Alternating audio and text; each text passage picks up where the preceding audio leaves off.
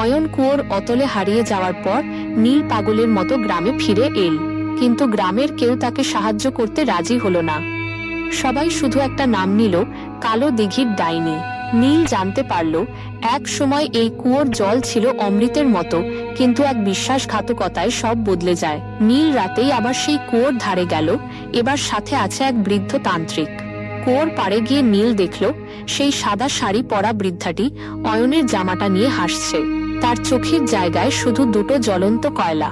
তান্ত্রিক যখনই মন্ত্র পড়া শুরু করলো, কুয়োর জল টকবক করে ফুটতে শুরু করলো।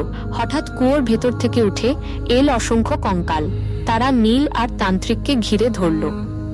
ডাইনি তার আসল রূপে ফিরে এল, তার চামড়া ঝুলে পড়েছে, নখগুলো বর্ষার মতো লম্বা। সে চিৎকার করে বলল, রক্তের বদলে রক্ত চাই। যে এই কুয়োর জল ছুঁয়েছে সে আমার কেনা গোলাম।